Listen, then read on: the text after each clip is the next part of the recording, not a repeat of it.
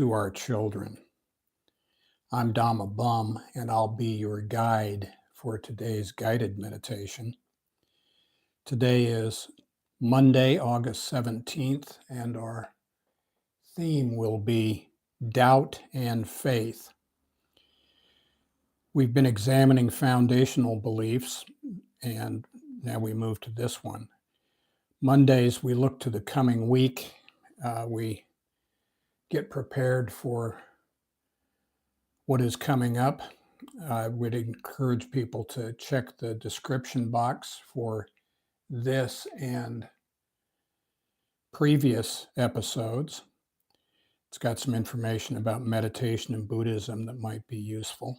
In about 24 hours, there will be a closed caption version with a transcript, and at that time, the super thanks button will also be available. It takes about a day. And the reason that we do guided meditation is in the hopes that participants will pick up enough pointers, develop enough interest that you'll consider doing this on your own bat in your own home or garden. And for soundtrack, you can use silence. That's really good. Bird songs, that's what we usually use.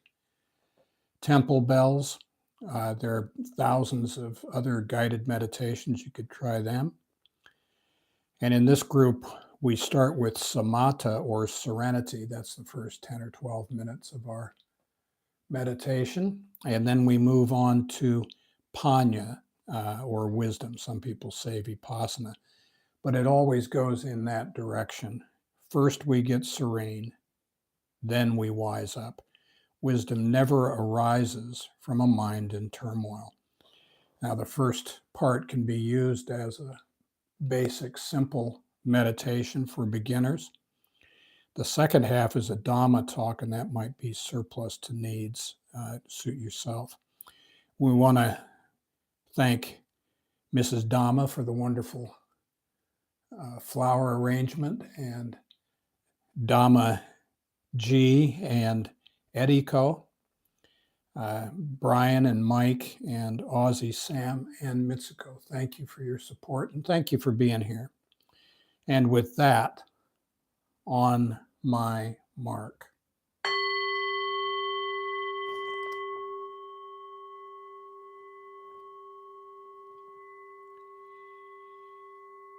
Please find yourself in a quiet spot, spine straight, shoulders back. Lower your chin towards your chest and let your hands rest in your lap or on your thighs or your knees. Close your eyes and mouth gently and imagine a ball of white light, an inch or two, 3 to 5 centimeters beneath your nostrils. Inhale through your nose. Watch it go down past your heart to your stomach and back out the same way. Breathe in through your nose. Watch it go down past your heart to your stomach and back out the same way. Just smooth, natural breaths for you. Don't worry about how deep or slow you are breathing, just natural breaths for you. And when outside thoughts intrude, gently brush them aside, thinking, no, that's not my business. I'm focused on my breath. As I breathe in through my nose, watch it go down past my heart to my stomach and back out the same way. Now on Mondays, we always start with the Dhammapada, verses 1 and 2. Mind is the forerunner of all things. Think and act with a corrupt heart, and sorrow will follow, as surely as the cart follows the ox that pulls it. Mind is the forerunner of all things. Think and act with a pure heart, and happiness follows as surely as one's never departing shadow. So we are taught that our mind creates our moods, our delusions and obsessions, and they are all impermanent, unsatisfactory, and not the self. We look at our thoughts, we examine them, see them for what they are, and we let them go. If we let go a little, we get a little serenity. If we let go a lot, we get a lot of serenity. But if we let go completely, that is, if we accept life just the way it is, then we find complete serenity. And what we find is that we are as happy as we want to be. Our attitude is entirely up to us, and we are not the boss. We need to say a few words about the 5 Khandhas and the 3 marks of existence. The 5 Khandhas are clinging aggregates, and they include our body, our feelings, memories and perceptions, thoughts, and consciousness.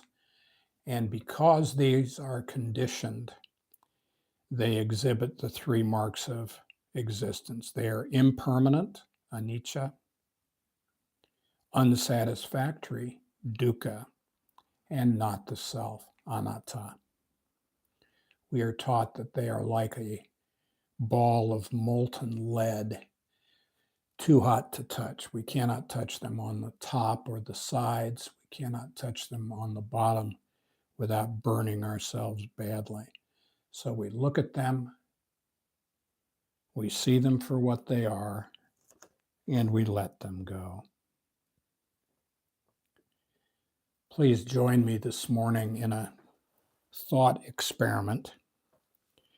In your mind's eye, lift up and look down on your head, on your skull.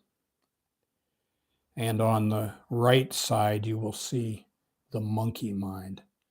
And it's busy moving from one mood to the next. You can see the colors shift from light blue to white to pink to black to red. Never stable, never steady. And on the left, you can see a battalion of self-licking ice cream cones. And these are our thoughts. And they are very busy, mostly sucking up to our monkey mind and its ever-changing moods. And these too are impermanent, unsatisfactory, and not the self. We look at them and we let them go. Now, as meditators, we have 3 duties: mindfulness, collectedness, and contentment. Mindfulness, in this group, we use the ball of light as our object of meditation. And we also listen to the Dhamma talk, not to get attached to the words, but to let the words wash over us and seep into our consciousness. Our second duty is collectedness. Some people say concentration. And this simply means that when outside ideas intrude, not if, they will intrude.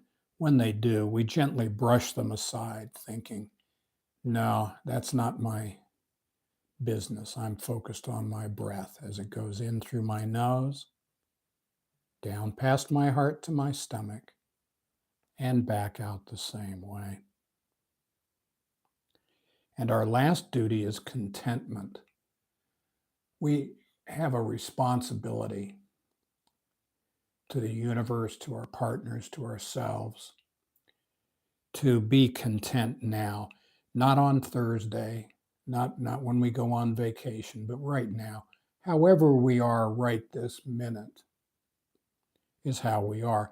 If we are calm, copacetic, even keeled, then that's the kind of people we are. If we are frustrated, fearful, angry, right this second, that's the kind of people we are. So I guess in a word, you could say we show restraint. And if we can be restrained for a couple of seconds in today's meditation, then as we go through this week, we can stitch together little moments of restrained actions and just a little bit more. Just wait a minute, just a second, take another breath. And we look up and we go, holy cow, it's been hours since I had an angry, resentful, fearful thought. Wow. As we go through this week, we've got 4 tips for the week. First, let's be impeccable in our speech. Let's say what we mean what we say, but don't say it mean. Second, let's not assume. I'm a lousy mind reader. When I assume what you are thinking, I make an ass of you and me. Third, Q-tip, quit taking it personally.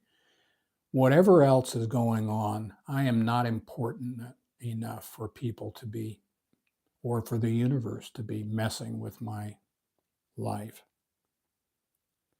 And finally, let's do our best. Let's restrain ourselves this week.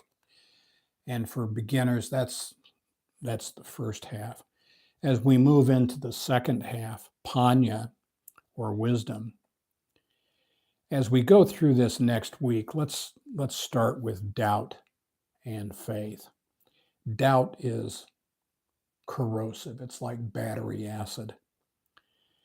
And it comes from nowhere. It's got no place to go. It's dark and black. It's just a long list of it's not fair and you don't understand and yeah, but what about this?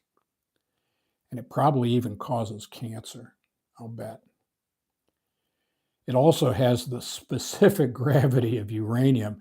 It is so heavy that if you drop your doubt right now, you could come back 1,000 years from now and it would be in exactly the same place. It's not moving. Tides won't move it. So you can always come back, find it where you left it, pick it up again if that's what you want. On the other hand, there is faith. Well, faith in what?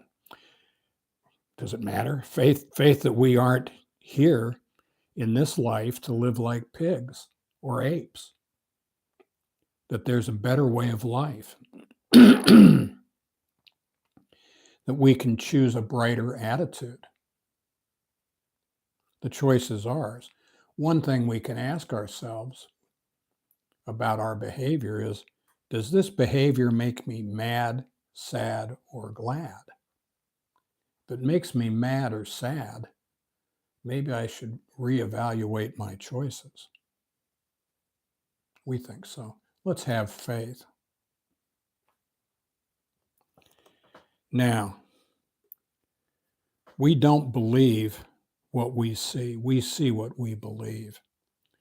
And what we look for is what we find. Our attention is like a giant grow light, and whatever we shine it on will flourish.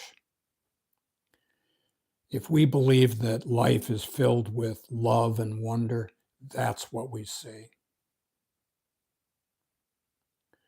If we believe life is dangerous and evil, our view will be dark and filled with death and destruction out to the horizon, all we'll see is fires and flames and black smoke.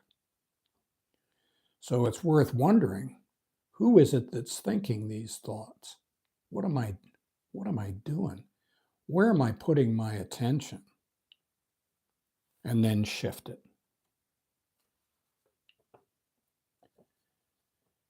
Ajahn Chah advised us that our meditation suffers from 5 hindrances. And they are, first, the kama chanda. These are the 5 sensual desires: sights, sounds, smells, tastes, and tactile sensations, things that we want and things that we don't want in that area. Second is ill will, aversion. When I'm consumed with my revulsion for the duck-billed schmoes, oh God, they've ruined everything. I am unable to sit in equanimity during my meditation. Third is sleepiness. You know, we don't meditate in order to relax and snooze. One of the reasons that we sit with a straight back, if we can, is so that we don't fall over when we're sleeping. We're here to study our mind, not necessarily to relax. Our fourth hindrance is restlessness. Oh, I have to make a shopping list. Oh, I've got to return a call. Oh, I've got to check my phone.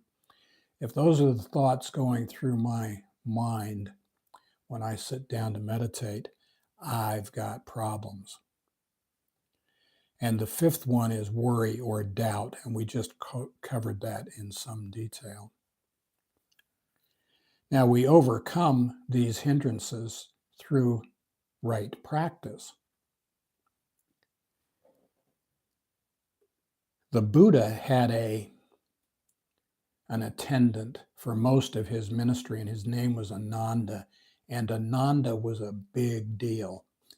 He had many monasteries under his supervision, and he had a phenomenal memory, and he was a dutiful attendant to the Buddha. And he was famous in his own right. And this always cracks me up. The Buddha said to him one day, "Ananda, practice a lot. Develop your practice constantly. Then all your doubts, all your uncertainties will vanish." So even someone as accomplished as Ananda was got a little admonition from the Buddha. Now, they were talking about meditation, but there's more to our practice than that. Let's look at the word practice in the noun form and the verb form. In the noun form, it is the actual application of an idea, belief, or method. So it's not just what we know, it's not theory, it's what we do. In the verb form, to practice means to perform an activity or exercise a skill to achieve or maintain proficiency. So we need to practice our practice. And we do that when it's hard as hell and when it's a lead pipe cinch. You know, whatever is going on, this is the time to practice right now. Now, I took great hope from this. Ajahn Chah said sometimes when he meditates, it was like sitting on an ant's nest. I think, oh, there's hope for me. There are times when we sit and we go, my back hurts, my feet stink, I don't love Jesus. We find a million reasons to be uncomfortable. And we have to work through that, man. Ajahn Chah also said, look, I can tell you, I've told you about meditation because I've done it a lot, but maybe I'm wrong. You must practice it and see for yourself. So the emphasis is on experiential practice. Samadhi, the Samadhi stream within the Eightfold Path, is called the meditation stream or the mental concentration stream, and it has three parts: right effort, right mindfulness, and right concentration. We must do it intentionally, what we are doing right now. Go to a certain place. It should be quiet, not silent. Wearing clothing that is loose and doesn't bind. And practice. But we have to do it without craving, clinging, or clamoring for it. If we want it too much, if we try too hard, then we lose the plot. It's kind of like arguing about meditation. If you find yourself arguing with someone about meditation, chill out. So this week, as we go through our week, let's have a peaceful heart. Let's not argue. Dhammapada 2:10 said it best, I think. Don't get entangled with what you long for or dislike. Not seeing what you long for is suffering. So also is seeing what you dislike.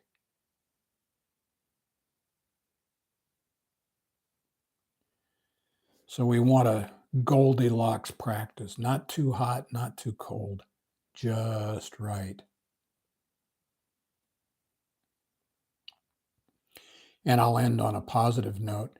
We looked at the hindrances. Let's repeat the aids in meditation and in life. As we go through life, we project loving feelings. That's metta with two T's.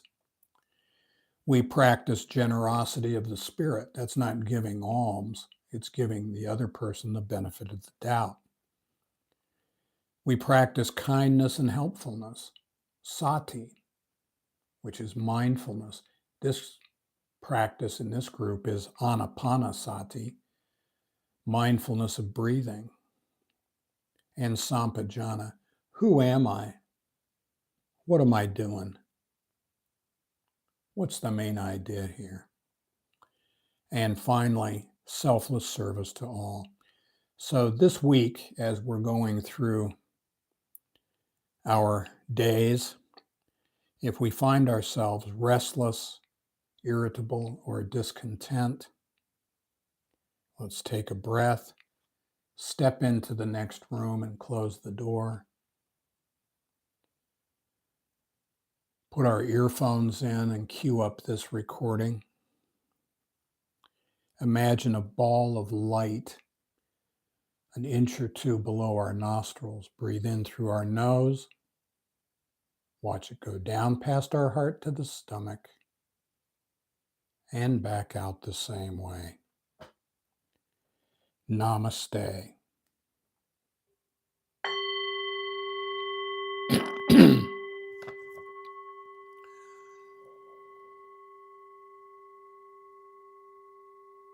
Okay, thank you for coming. I can't read that name, I'm sorry, but you're welcome. We're glad you're here. And thank you to everybody who came. We will be back here on Friday, August 21st at 3:45 p.m. Japan time. We only operate on Japan time because that's where we are. If you're already here, you know how to get here. If you're listening to this afterwards, which the vast majority of people do, other people have jobs, and this is not necessarily a convenient time. If you go to the YouTube channel homepage, you will find today's reading, and that's August 17th. And in the description box, there is a 3-part procedure for getting into the live stream. If you want to join us anytime, we'd love to have you. It's not necessary, but we're always happy to have you here. And if this was useful to you, please give us a thumbs up or a super thanks or whatever. And if you've got Kindle Unlimited, Daily Dhamma, A Letter to Our Children, the book upon which the channel and these meditations is based primarily, is now available for a free download on Kindle Unlimited. And so if you want to, please make that, go ahead and do that. And thank you very much, and we will see you on Friday.